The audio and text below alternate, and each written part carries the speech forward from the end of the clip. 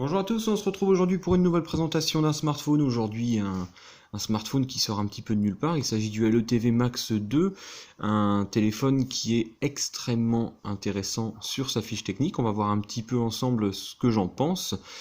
Et en tout cas, c'est un téléphone qui est proposé actuellement chez Fundroid à 399 €, c'est-à-dire le même prix que le Xiaomi Mi 5, pour une configuration plus intéressante, plus puissante, et avec un meilleur écran. Donc on va regarder un petit peu tout ça, à commencer par la boîte, une boîte tout à fait standard, où on retrouvera quand même un petit cadeau de LETV, c'est-à-dire une housse en silicone, donc ça c'est toujours appréciable.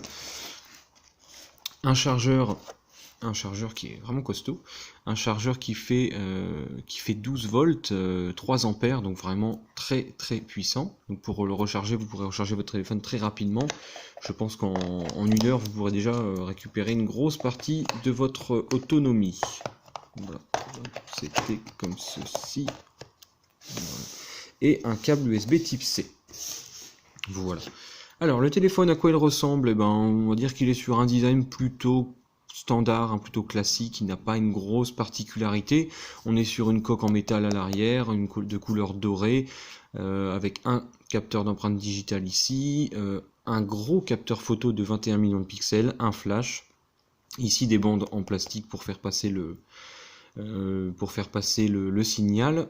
Donc rien de particulier, ici on trouve un emplacement USB type C, les haut-parleurs, le bouton power, les boutons de volume, sur le dessus un capteur infrarouge, et ici l'emplacement pour carte SIM. Vous remarquerez, comme j'avais déjà dit sur le LETV2, que c'est terminé pour le port jack, vous n'en avez pas, et vous avez un adaptateur USB type C vers jack dans la boîte, mais donc pas de prise jack. C'est un reproche que je ne peux que faire, puisque c'est vrai que un jack c'est quand même quelque chose qu'on utilise depuis des années et qui est vraiment pratique. Voilà. Une fois allumé, on retrouve une interface propre à LETV, c'est-à-dire EUI, donc qui est une interface finalement pas si différente que ça de ce qu'on a l'habitude de voir, mais qui ne propose pas de lanceur d'application.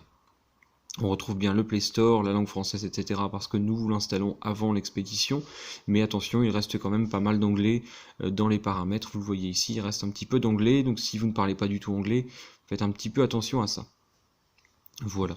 Le téléphone fait 5 pouces 7, j'ai oublié de le préciser, c'est vrai qu'il est quand même imposant, on va dire. Il se tient quand même à une main, vous voyez, j'arrive à le manipuler assez difficilement, mais j'arrive à le manipuler quand même à une main. Voilà, ça reste 5 pouces 7, ça reste quand même un grand format, et l'écran fait 2K, donc on n'est pas sur du Full HD, on est sur la définition encore au-dessus. Est-ce que c'est très important? Je ne pense pas. Pour les textes, j'ai quand même noté une petite différence, c'est quand même un peu plus appréciable à utiliser sur tout ce qui est texte. Par contre, pour ce qui est vidéo, je pense que la différence ne se ressentira pas forcément, et dans les jeux encore moins. Alors, on va regarder les performances grâce à AnTuTu pour voir un petit peu. Donc on est sur un Snapdragon 820, et voilà le score 118 000, c'est un des scores les plus élevés, c'est le plus élevé actuellement que AnTuTu me propose, enfin me montre. Donc vraiment un téléphone très puissant.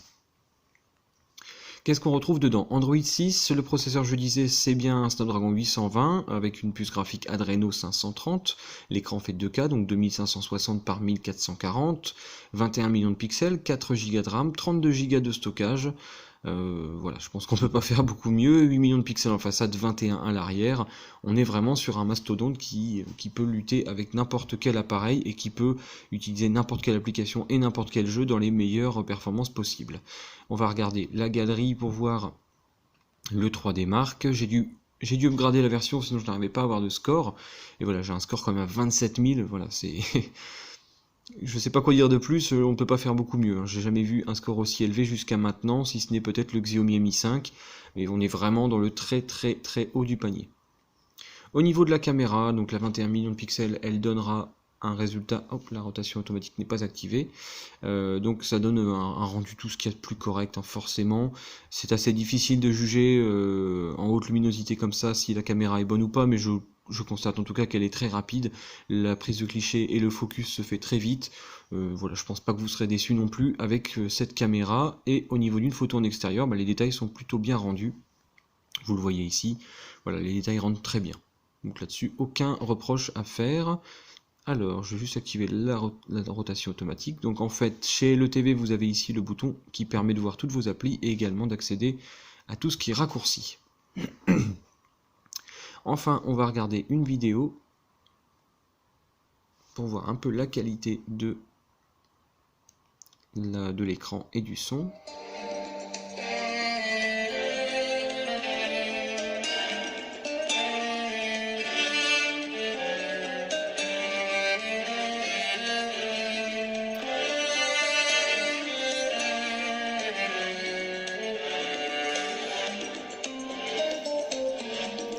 Le bon point, c'est que ça change pas mal. Au niveau sonore, on est sur quelque chose qui est vraiment meilleur que ce qu'on a d'habitude. On ressent bien quand même des basses, enfin on peut pas vraiment appeler ça des basses, mais en tout cas des graves, on ressent bien les graves. Le volume est assez élevé, et au niveau de l'écran, bah, rien à reprocher, c'est très bien. C'est pas impressionnant, parce que je vous disais, l'écran 2K ne se ressent pas réellement, hein, c'est plus quand même un argument marketing qu'une réelle évolution technique. Mais voilà, le rendu de l'écran est très bon, si ce n'est ces petites barres noires qui me dérangent un petit peu autour de la dalle. Voilà.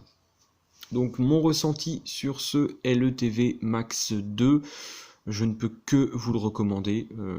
C'est un téléphone qui, à moins de 400 €, offre vraiment tout ce que vous pouvez attendre, et vous n'avez vraiment aucun intérêt à partir sur un Samsung S7 par exemple, à 700 € ou un LG G5, quand vous voyez un appareil comme celui-là. Je voulais juste, pour terminer cette vidéo, le comparer avec les autres modèles de la famille, avec le 2 Pro et le 2 Max. Voilà. Donc vous voyez un petit peu, ces trois appareils sont quand même très ressemblants. Donc ici le Max 2, le Pro et le LETV 2. Vous êtes sur un design qui est vraiment très proche, hein, dans toute la famille LETV 2. Et voilà, à part si ce n'est la petite différence de taille, puisqu'on est sur du 5 pouces 7. Mais voilà, cette famille de smartphones en tout cas est vraiment extrêmement agressive, puisque avec celui-ci, le LETV 2, qui fait, on va dire, plutôt le milieu de gamme, vous avez déjà un appareil très puissant. Le 2 Pro confirme encore plus, et le 2 Max est vraiment imbattable au niveau de son rapport prix. Voilà, moi je pense que je vous ai tout dit sur ce LETV Max 2, je vous le recommande fortement, et je vous dis à bientôt pour une prochaine vidéo.